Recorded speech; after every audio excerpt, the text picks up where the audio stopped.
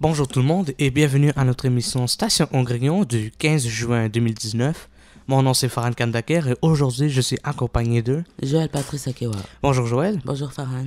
Donc avant de commencer, je voudrais faire mes rappels.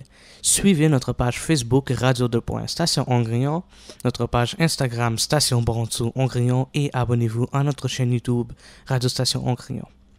Donc aujourd'hui, Joël et moi, nous allons parler de la crise qui se passe au Soudan. Donc Joël, qu'est-ce qui se passe au Soudan? Comme vous le savez probablement, la situation au Soudan est maintenant au cœur des actualités depuis ces derniers temps. En effet, le pays est plongé dans une atmosphère de crise et aujourd'hui vous allez savoir quelles sont les raisons de cette situation épouvantable. Tout ça a commencé avec le prix du pain qui a triplé.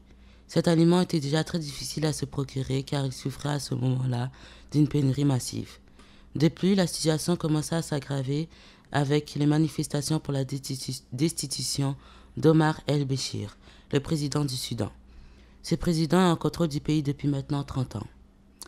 Il a eu cette place en orchestrant un coup d'État en 1989. Il fut finalement déchu par l'armée qui prend le pouvoir de manière unilatérale. Le Soudan est maintenant victime d'une coupure intégrale d'Internet, ce qui empêche les autres pays et les médias d'effectuer des démarches concrètes pour l'avancement de la situation.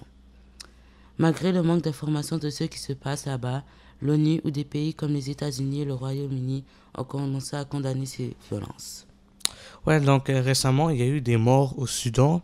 Selon le comité central des médecins soudanais, le nombre de morts après l'attaque contre le sit-in des manifestations pro-démocratiques a été porté à 100.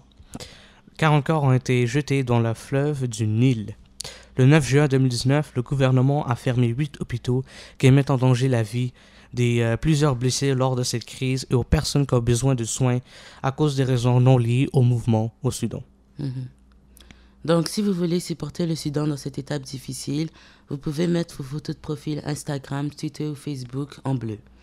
Cette démarche, née spontanément sur les plateformes, vise à altérer le grand public sur la crise politique que traverse actuellement le pays de l'Ouest africain et sa population. Une manière de protester contre la répression et les violences perpétrées par les militaires au pouvoir depuis la destitution par l'armée du président Omar el-Béchir le 11 avril. Ouais, donc le Soudan n'est pas dans un bon état.